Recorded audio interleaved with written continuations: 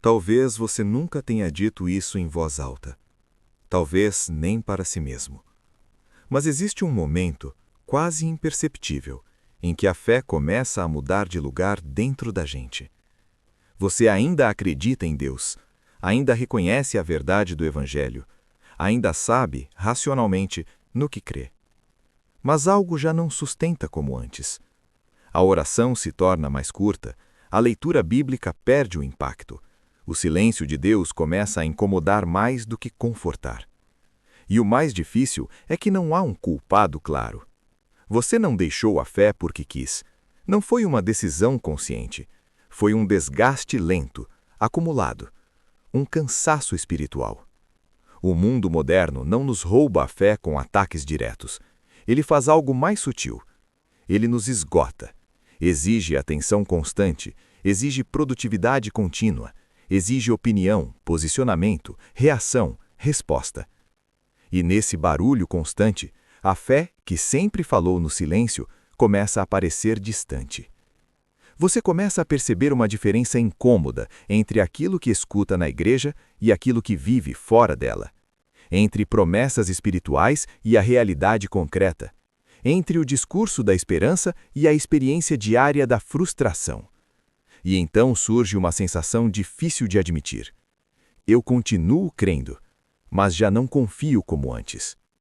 Essa é uma crise mais profunda do que a dúvida intelectual, porque a dúvida intelectual pergunta se algo é verdade. Essa crise pergunta se vale a pena continuar. Vale a pena continuar crendo em um mundo que parece indiferente ao bem? Vale a pena continuar obedecendo quando obedecer custa mais do que transgredir? Vale a pena continuar esperando quando tudo à sua volta parece premiar quem não espera? A fé começa a ser medida pelo cansaço. E aqui surge um erro comum, não teológico, mas humano. Confundir fé com sensação. Aprendemos, muitas vezes sem perceber, que fé verdadeira é sentir paz, certeza, entusiasmo. Que fé saudável é aquela que traz conforto. Que fé forte é aquela que nunca hesita. Mas isso não é fé bíblica. É uma versão emocionalizada dela. A Escritura nunca escondeu que a fé atravessa fases de aridez. Nunca prometeu clareza constante. Nunca apresentou o silêncio de Deus como ausência. Os salmos estão cheios de perguntas sem resposta. Os profetas falaram com Deus sem receber retorno imediato. Os discípulos caminharam com Jesus e ainda assim não compreenderam o que estava acontecendo. A fé cristã sempre conviveu com a espera. O problema é que o mundo moderno não tolera a espera. Ele exige resultado imediato, sensação imediata, validação imediata. Quando isso não acontece, surge a impressão de fracasso espiritual. E então a pessoa começa a se afastar não por rebeldia, mas por vergonha. Vergonha de duvidar. Vergonha de se sentir vazio, vergonha de não sentir aquilo que acredita que deveria sentir. A fé não desaparece de uma vez, ela se retrai. Ela deixa de ocupar o centro e passa a viver nos cantos da vida, em momentos específicos, em situações extremas, em emergências emocionais. Deixa de ser fundamento e passa a ser recurso. E isso cria um conflito interno profundo. Você não se considera incrédulo, mas já não vive como alguém que confia plenamente. Jesus nunca tratou esse estado de desprezo, nunca chamou isso de traição, nunca expulsou quem se sentia fraco. Ao contrário, ele foi mais duro com os autoconfiantes do que com os cansados, mais direto com os religiosos seguros do que com os discípulos confusos. Porque a fé não começa a morrer quando surgem dúvidas, ela começa a adoecer quando o relacionamento com Deus é substituído por obrigação. Quando orar vira tarefa, quando crer vira esforço, quando confiar vira peso. Nesse ponto, a pergunta central deixa de ser no que eu acredito e passa a ser por que continuar? E essa é uma pergunta legítima, não porque a fé seja frágil, mas porque o ser humano é limitado. Reconhecer isso não diminui a fé. Na verdade, é o primeiro passo para colocá-la no lugar correto novamente.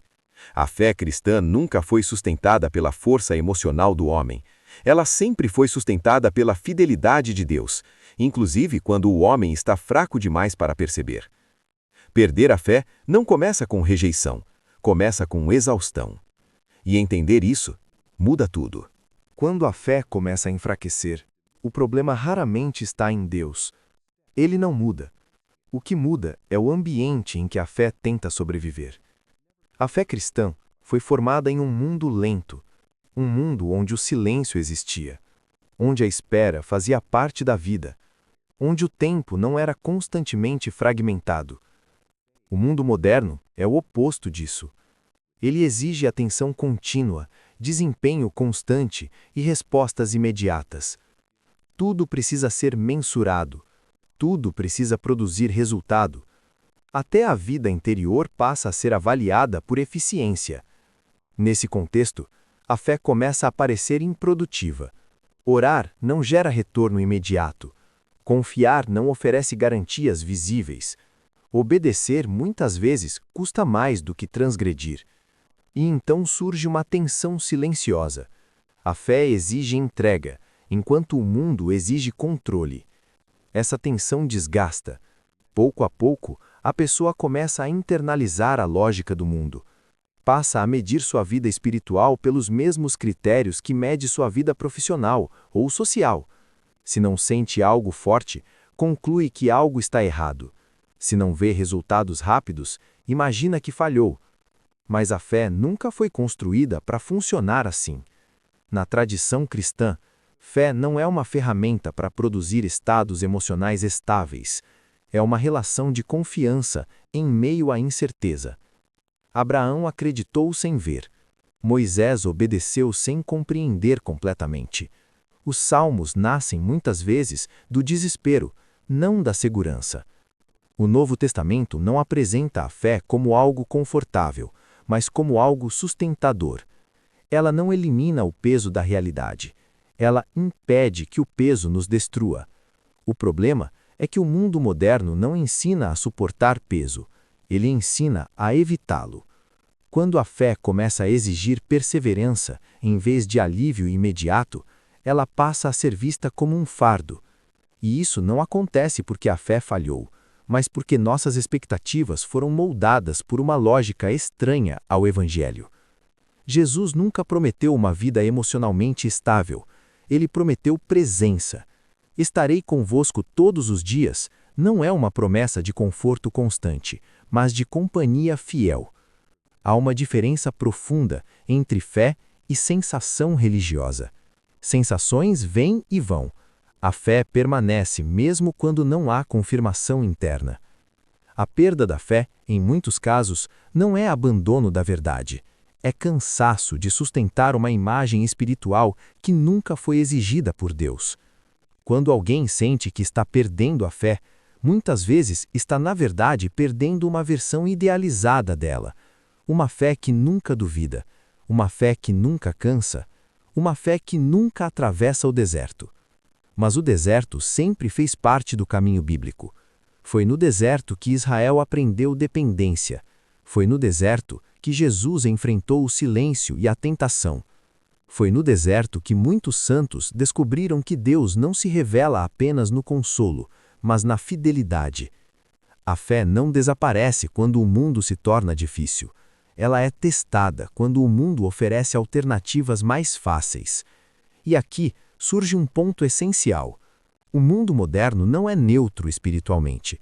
Ele forma hábitos, forma desejos, forma prioridades. Sem perceber, a pessoa começa a viver como se Deus fosse apenas uma opção entre muitas. Algo importante, mas não central. Algo verdadeiro, mas não decisivo.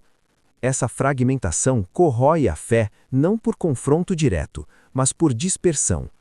Quando Deus deixa de ser o eixo e passa a ser um elemento periférico, a vida começa a se organizar por outras lógicas: desempenho, comparação, sobrevivência emocional. E a fé, privada de espaço, enfraquece. Não porque seja falsa, mas porque foi deslocada. Perder a fé, nesse sentido, não é deixar de acreditar em Deus. É deixar de confiar que Ele sustenta a realidade quando ela não faz sentido. E essa confiança não nasce do esforço humano. Ela nasce da lembrança. Lembrar quem Deus é. Lembrar como Ele age. Lembrar que a fé cristã nunca prometeu ausência de crise, apenas presença no meio dela.